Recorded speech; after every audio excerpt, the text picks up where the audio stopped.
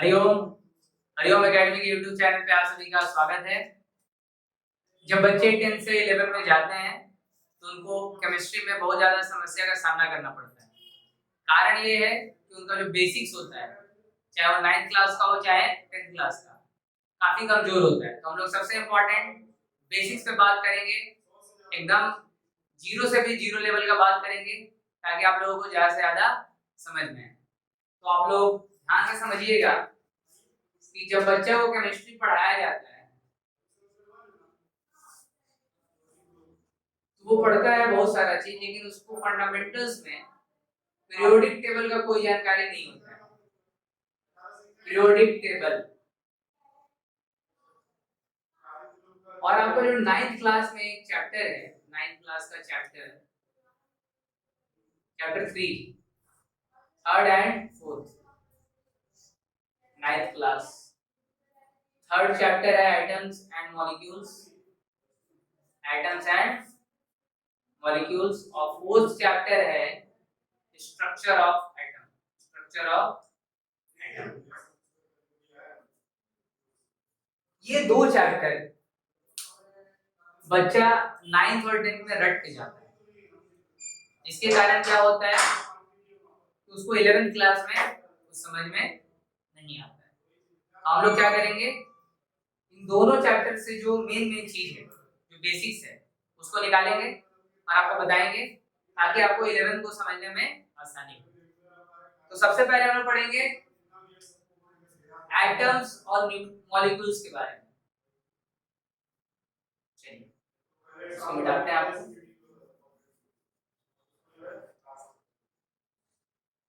बताइए ये क्या है,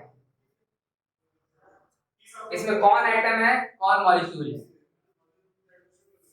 तो बच्चा बड़ा कंफ्यूज रहता है, लेकिन आपको जानकारी दे दें, ये क्लोरीन तो ऐसे रहता नहीं। वैसे आपका ये आपका आर्गन एक एटम है और H2 क्या है, मॉलिक्यूल है। क्यों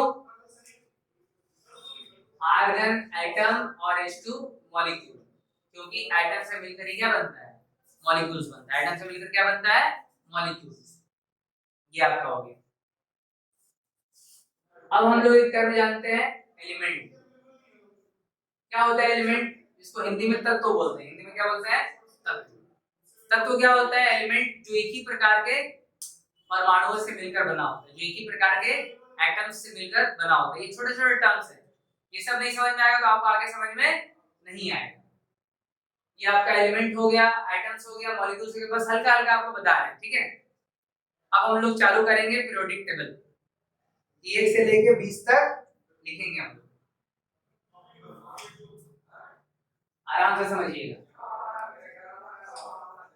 hydrogen, helium, lithium, beryllium, boron, carbon, nitrogen, oxygen, fluorine, neon, sodium, magnesium, aluminium, silicon, phosphorus, sulphur, chlorine, iron, potassium, calcium. ठीक है, 1 2 3 4 5 6 7 8 9 10 11 12 13 14 15 16 17 18 19 20।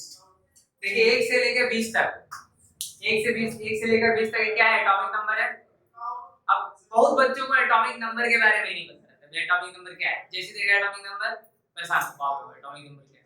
एटॉमिक नंबर के बारे में आपको बेसिक जानकारी होना चाहिए। हम रफ में लिख रहे हैं एटॉमिक नंबर, जिसको हिंदी में परमाणु संख्या कहते हैं। परमाणु संख्या, ये क्या होता है, इसका डेफिनेशन किसी भी तत्व के नाभिक में उपस्थित प्रोटॉनों की संख्या, प्रोटॉनों की संख्या। इंग्लिश में लिखें तो number of protons, number of protons in the nucleus of an atom, nucleus of an atom. किसी भी परमाणु के नाभिक में उपस्थित प्रोटॉनों की संख्या को हम लोग परमाणु संख्या कहते हैं। इंग्लिश में लिखिए आप लोग नंबर ऑफ प्रोटॉन्स। अब एक चीज और बता दें आपको, यदि जो तत्व है, जो एलिमेंट है, न्यूट्रल है, क्या है, न्यूट्रल है, तो उसमें नंबर ऑफ प्रोटॉन्स और नंबर ऑफ इलेक्ट्रॉन्स बराबर होगा। ये भी बहुत बच्चों को नहीं पता रहता है। ये आप 12 क्लास में 11 क्लास में एटॉमिक स्ट्रक्चर जब पढ़ेंगे तब भी इसका जरूरत पड़ता है कि नंबर ऑफ प्रोटॉन्स और नंबर ऑफ इलेक्ट्रॉन्स बराबर होता है। कब? जब एलिमेंट न्यूट्रल होगा, उदासीन होगा, मतलब उसमें कोई आवेश नहीं है, कोई चार्ज नहीं है, चाहे प्लस हो चाहे माइनस। ये आपका एलिमेंट होगा। अब एक टर्म है मास नंबर, जिसको बोलते हैं द्रव्यमान संख्या। द्रव्यमान संख्या, इसका क्या फार्मूला होता है? ये होता है ए से इसको डिनोट करते हैं और इसको आप लोग एटॉमिक नंबर को Z से डिनोट करते हैं। ये क्या है भाई? Number of protons plus number of neutrons in the nucleus of an atom. किसी भी परमाणु के नाभिक में उपस्थित प्रोटॉनों और न्यूट्रॉनों की संख्या का जो सम होता है उसको क्या बोलते हैं? Mass number. ये बहुत ही बेसिक लेवल से बता रहे हैं, 9th क्लास के बच्चे भी इसको देखेंगे तो उनका काम बन जाएगा। ये मास नंबर और ये एटॉमिक नंबर इसलिए बताएं क्योंकि ये आपको पता होना चाहिए। फिजिक्स में आपका 12 क्लास में भी काम पड़ेगा, ऐसे छोटा छोटा चीजें भूल जाता है। ठीक है, चलिए अब यहाँ देखिए, हाइड्रोजन परमाणु संख्या 1, atomic number 1, helium 2, lithium 3, beryllium 4, इस तरीके से 20 तरह को लिखें। ठीक है, अब देखिए इसका सबका मास नंबर आपको पता होना चाहिए। पहले ही दिन बच्चे को ये चीज याद हो जाना चाहिए। थोड़ा सा 1 से लेकर 20 तक एलिमेंट का नाम, उसके बारे में बहुत सारा जानकारी आज आपको मिलेगा, सारा चीज। ये केमिस्ट्री पढ़ने के लिए रिक्वायरमेंट है, किसी भी क्लास का बच्चा हो, 9 का 10 का 11 का और 12 का। देखिए हाइड्रोजन का मास नंबर होता है, जैसे इसको हम लोग Z लिख दिए, ये Z हो गया, लाइन यहाँ पे और ये हो गया, ये तो एलिमेंट हो गया, ये हो गया A। हाइड्रोजन का मास नंबर 1, हीलियम का 4, लिथियम का 7, बेरिलियम का 9, बोरॉन का 11, कार्बन 12, फिर आपका nitrogen 14, oxygen 16, chlorine 19, neon 20, sodium 23, magnesium 24, aluminium 27, 28, 31, 32, 35.5, argon 40, इसका 39, इसका ये बहुत इंपॉर्टेंट है। थोड़ा बहुत डेसिमल का वेरिएशन आता है तो देख लेंगे। ठीक है, ये एटॉमिक नंबर और ये मास नंबर। सबसे इंपॉर्टेंट यदि कुछ है तो उसका इलेक्ट्रॉनिक कॉन्फ़िगरेशन है। क्या है? Electronic configuration. इलेक्ट्रॉनिक कॉन्फ़िगरेशन आपको लिखने आना चाहिए। इलेक्ट्रॉनिक विन्यास बोलते हैं इसको, इलेक्ट्रॉनिक कॉन्फ़िगरेशन। कॉन्फ़िगरेशन इसका देखिए 1, इसका 2, इसका 2 1, इसका 2 2, इसका 2 3, इसका 2 4, इसका 2 5, इसका 2 6, इसका 2 7, 2 8, 2 8 1, 2 8, 2 2 8 3, 2 8 4, 2 8 5, 2 8 6, 2 8 7, 2 8 8, 2 8 8 1, 2 8 8। बहुत सारे बच्चों को लगेगा कि बहुत ज्यादा बेसिक जा रहे हैं, लेकिन हम फिर बता रहे हैं आपको 9 10 11 12 चारों 9 से लेकर 12 के कोई भी बच्चे देखेंगे तो इससे उनको बहुत सारा चीज सीखने को मिलेगा, क्योंकि इसको हम रिलेट करेंगे कि आप कहाँ फंसते हैं, जब आप पढ़ते हैं तो कहाँ पर फंसते हैं, यही से पता चलेगा। देखिए इलेक्ट्रॉनिक विन्यास क्या होता है? इलेक्ट्रॉनिक विन्यास होता है कि जो इलेक्ट्रॉन्स है परमाणु या एटम के अंदर, जो इलेक्ट्रॉन्स हैं उनको अलग अलग सेल्स में बांटना है, उनको अलग अलग सेल्स में बांटने की प्रक्रिया को हम लोग क्या बोलते हैं? इलेक्ट्रॉनिक विन्यास। It is the process of distribution of electrons in different cells of an atom. English में हो गया, हिंदी में भी हो गया। ठीक, देखिए एक इलेक्ट्रॉन था, पहले बताएं हाइड्रोजन पे कोई चार्ज नहीं है तो उसमें प्रोटॉन की संख्या 1 है, तो इलेक्ट्रॉन की संख्या भी क्या होगी? 1 होगी। उसी इलेक्ट्रॉन को हम लोग बांट लें, इसमें 2 है, इसमें भी 2 है, 2 + 1 3, 2 + 2 4, 2 3, मतलब ये जो एटॉमिक नंबर है वास्तव में क्या है? ये प्रोटॉनों की संख्या है, लेकिन चूंकि जो आपका एटम है वो क्या है? न्यूट्रल है, क्योंकि उसमें ना प्लस है ना माइनस है, तो नंबर ऑफ प्रोटॉन्स किसके बराबर हो जाएगा? नंबर ऑफ इलेक्ट्रॉन्स के बराबर हो जाएगा। ठीक है, इसको बांट दिया हम लोग। इससे कितना जानकारी निकलेगा देखिए, यहां से आप सबसे पहले ये पता कर सकते हैं पीरियड। पीरियड को हिंदी में बोलते हैं आवर। पीरियड को हिंदी में क्या बोलते हैं? आवर। उसके अलावा पता कर सकते हैं ग्रुप। क्या पता कर सकते हैं? ग्रुप। ग्रुप को हिंदी में बोलते हैं वर्ग। क्या बोलते हैं? वर्ग बोलते हैं। ठीक है, आप देखिएगा बराबर,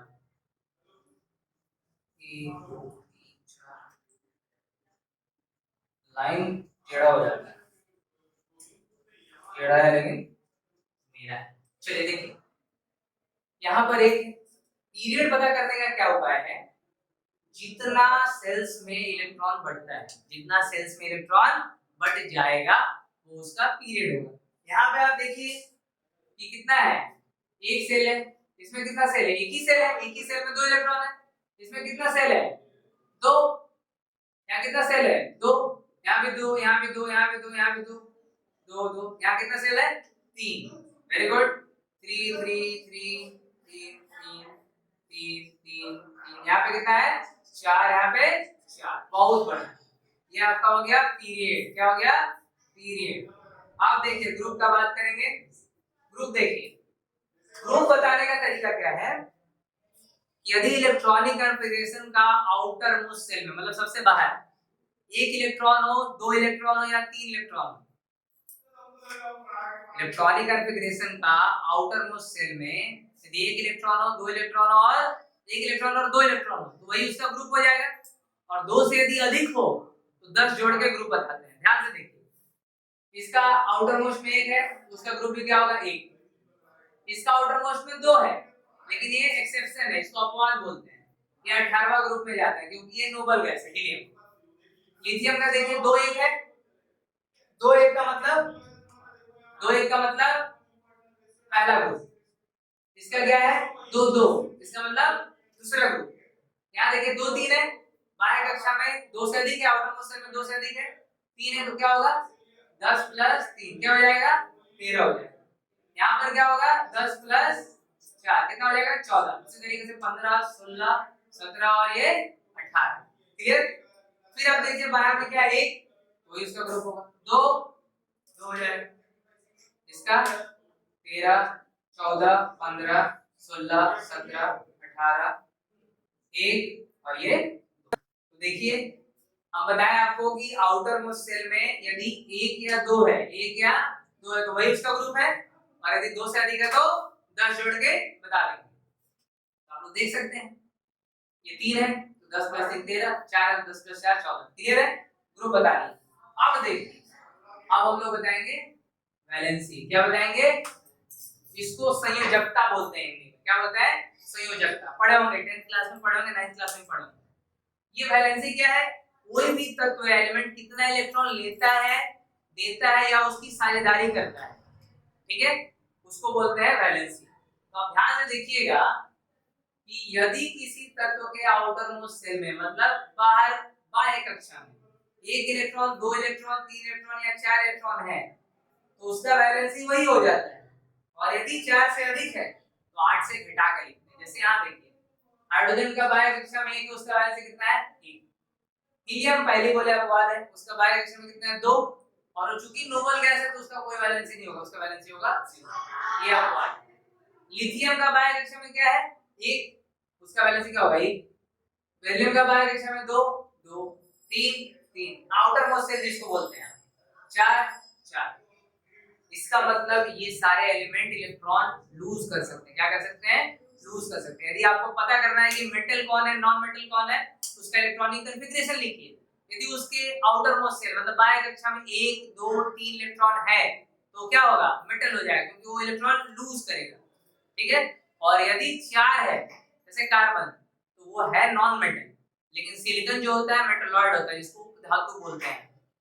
और 4 से जब अधिक हो जाएगा, 5 हो जाएगा तो इलेक्ट्रॉन लेगा। क्यों? उसको 8 इलेक्ट्रॉन चाहिए आउटर मोस्ट में, अपना ऑक्टेट पूरा करना चाहते हैं, इसको हिंदी में बोलते हैं अष्टक पूरा करना चाहते हैं। तो आप देख पा रहे हैं यहाँ पर कि नाइट्रोजन ये क्या लेगा? 8 में से 5 घटेगा कितना बचेगा? 3। ये 8 में से 6 घटेगा कितना बचेगा? 2। 8 में से 7 घटेगा कितना बचेगा? 1। ये हो जाएगा 0। बात समझ में आ रहा?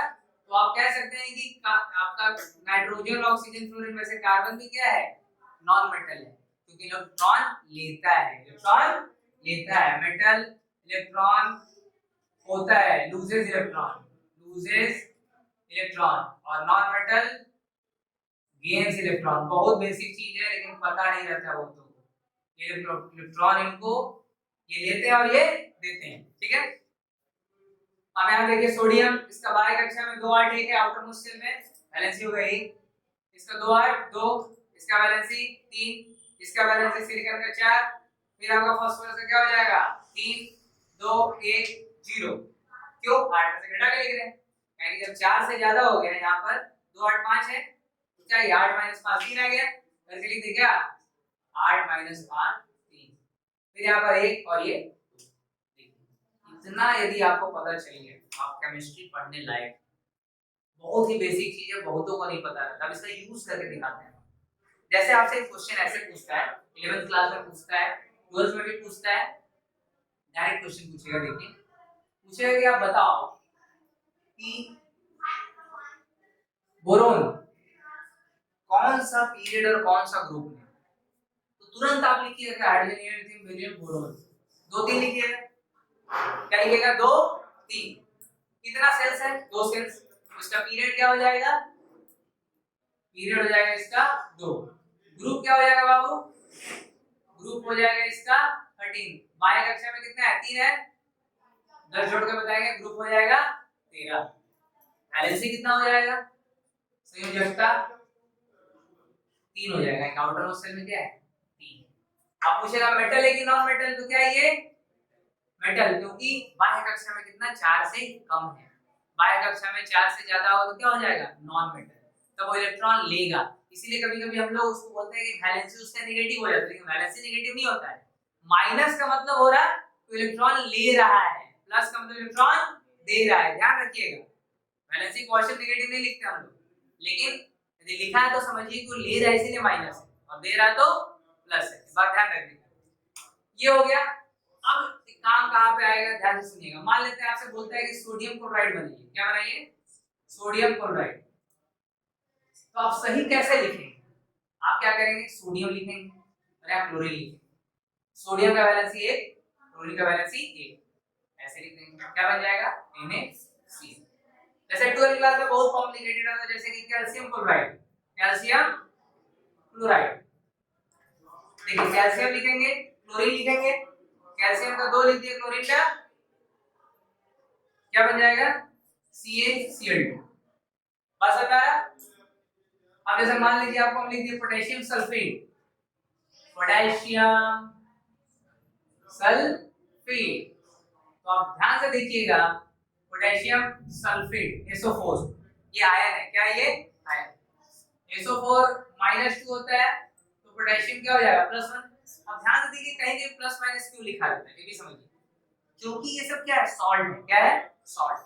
नमक कब बनता है, नमक बनता है तब जब एक मेटल और एक नॉन मेटल, एक धातु और एक अधातु आपस में बॉन्ड बनाते हैं, तो मेटल इलेक्ट्रॉन लूज करता है और नॉन मेटल इलेक्ट्रॉन गेन करता है, तो जो लूज करता है वो प्लस हो जाता है, जो गेन करता है वो माइनस हो जाता है।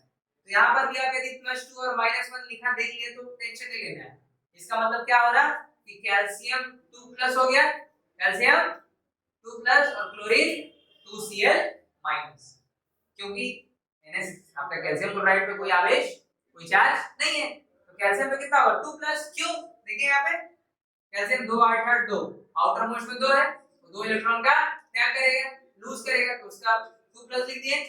और क्लोरीन क्या है 2 8 7, एक इलेक्ट्रॉन लेगा तो इसका 1 क्योंकि -1 है, तो 2 लूज करेगा, 2 लूज करेगा तो 2 गेन नहीं करेगा, तभी तो बॉन्ड बनेगा, 2 लूज किया है 2 गेन, कैल्शियम क्लोराइड। इसी तरीके से पोटेशियम सल्फेट है, ये देखिए K2SO4 हो जाएगा, K2SO4, इस तरीके से आपका कंपाउंड बनता है, ठीक है।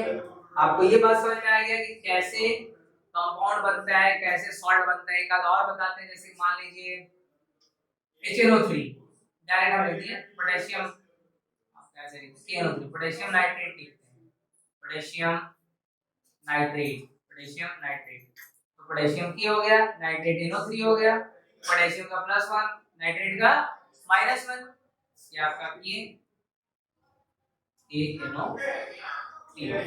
तो कोई भी आप फार्मूला लिख सकते हैं, बस समझ आ रहा है। ये आपका फंडामेंटल बहुत जरूरी है, यदि आपको पता नहीं रहेगा आप केमिस्ट्री बिल्कुल नहीं पढ़ सकते। बात समझ में आ गया? इतना बेसिक्स आपके लिए काफी है।